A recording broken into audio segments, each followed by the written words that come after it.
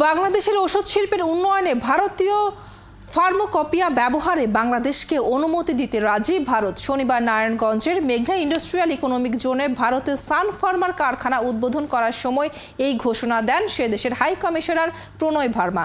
অনুষ্ঠানে মেঘনা group of ইন্ডাস্ট্রিজের চেয়ারম্যান মোস্তফা কামাল বলেন, বাংলাদেশের অর্থনৈতিক উন্নয়নে বহুমুখী বিদেশি বিনিয়োগ জরুরি। জাহিদুল ইসলামের প্রতিবেদন। বিশ্বের চতুর্থ বৃহত্তম স্পেশালিটি জেনারিক ওষুধ উৎপাদক ভারতীয় প্রতিষ্ঠান সান ফার্মা। 100টিরও বেশি দেশে এর ওষুধ বিক্রি হয়। 6টি মহাদেশে আছে উৎপাদন প্লান্ট। শনিবার ঢাকার অদূরে মেঘনা ইন্ডাস্ট্রিয়াল ইকোনমিক জোনে সান ফার্মার নতুন প্ল্যান্ট উদ্বোধন হয়। এই সময় এদেশীয় মানসম্মত ওষুধ প্রস্তুতের প্রতিশ্রুতি দেন কোম্পানির ব্যবস্থাপনা পরিচালক। গুণগত মানে ক্রেতা সন্তুষ্টিকে গুরুত্ব দিয়ে আশা করছি বাংলাদেশের বাজারটিও আয়ত্তে নেবে সান ফার্মার ঔষধ। ভারতের হাইকমিশনার বলেন, সান ফার্মার বিনিয়োগ প্রমাণ করে ভারতীয়রা বাংলাদেশের অর্থনীতিকে কতটা গুরুত্ব দেয়। অনুষ্ঠানে তিনি ঘোষণা দেন, বাংলাদেশ চাইলে এদেশের ওষুধ শিল্পে ভারতীয় ফার্মাকোপিয়ার ব্যবহার করতে পারেন। ভারতের উদ্দেশ্য 2027 এবং বাংলাদেশের উদ্দেশ্য 2041 সালে উন্নত দেশের কাতারে নাম লেখা, আর এটি সম্ভব উভয় দেশের পারস্পরিক সহযোগিতায়। প্রধানমন্ত্রীর বেসরকারি বিনিয়োগ বিষয়ক উপদেষ্টা সালমান এফ রহমান আশাবাদী, সান ফার্মার কারখানা থেকে বিদেশে ওষুধ রপ্তানি হবে।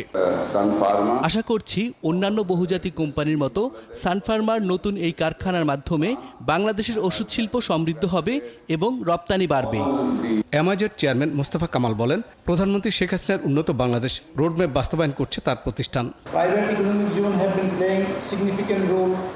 মাননীয় প্রধানমন্ত্রী ঘোষিত 100 ইকোনমিক জোনের মাঝে 3টি বেসরকারি ইকোনমিক জোন প্রতিষ্ঠা করেছে এমজিআই, যেখানে 11টি দেশ বিনিয়োগ করেছে, আগ্রহ দেখাচ্ছে আরও বেশ কিছু।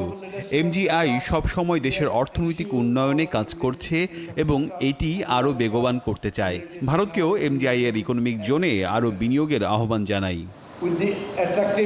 অনুষ্ঠানে বেজার নির্বাহী চেয়ারম্যান শেখ ইউসুফ হারুন বলেন, সান ফার্মার বিনিয়োগ ভারত এবং বাংলাদেশের অর্থনৈতিক সম্পর্কে নতুন দিগন্তের সূচনা হলো। জাহিদুল ইসলাম, 71, নারায়ণগঞ্জ। দর্শক, বাংলাদেশের ওষুধ শিল্পের উন্নয়নে সহযোগিতা করতে ভারতের প্রস্তাব এবং একই সাথে বাংলাদেশে ভারতের বহুমুখী বিনিয়োগ বাড়ানোর জন্য মেঘনা গ্রুপ অব ইন্ডাস্ট্রিজের আমন্ত্রণ খুবই তাৎপর্যময়। বিষয়টি নিয়ে আলোচনায় যেতে চাই। যুক্ত হচ্ছেন এই মুহূর্তে আমার সঙ্গে India Bangladesh chamber of commerce and industry senior সহসভাপতি ডক্টর সোয়েব চৌধুরী।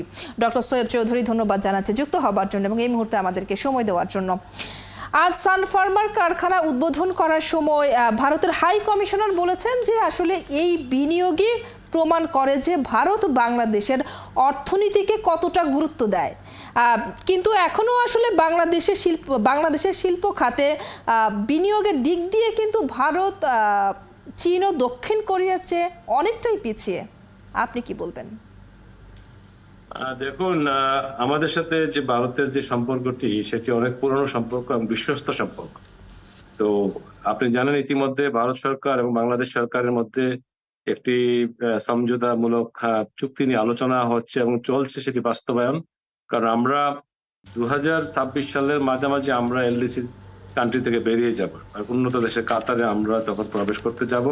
ওই সময় আমাদের যেটা বিশাল চ্যালেঞ্জ আছে, ওই চ্যালেঞ্জটিকে মোকাবেলা করার জন্য ভারতের ইনভেস্টমেন্টে আমাদের খুব প্রয়োজন। যে কারণে যে কম্প্রিহেনসিভ যে ইকোনমিক পার্টনারশিপ এগ্রিমেন্ট, যেটাকে আমরা সেপা বলি, সিইপিএ, তো সিইপির আদলটাই করা হয়েছে বেসিক্যালি আমাদের যে রপ্তানি মার্কেটের যে সামনে চ্যালেঞ্জগুলো আছে বা বিনিয়োগের চ্যালেঞ্জগুলো যে আছে, এগুলাকে দূরে রাখা। সেই আঙ্গিকে আমি মনে করি যে ভারত বাংলাদেশে বিনিয়োগ করবে এবং আমাদের বিনিয়োগের মাত্রা আরো বৃদ্ধি পাবে।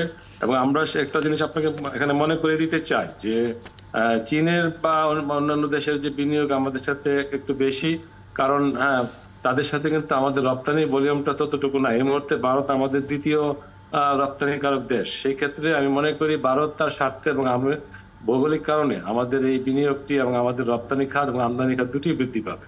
এবং সেই ক্ষেত্রে হেলথ কেয়ার বা যে মেডিকেল সেক্টরে যে বিনিয়োগ আসছে, সেটি তারই ধারাবাহিকতা।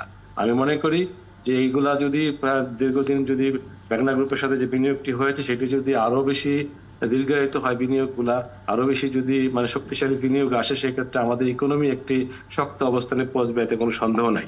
আমি এই ধরনের বিনিয়োগকে সাধুবাদ জানাই। জি নিশ্চয়ই।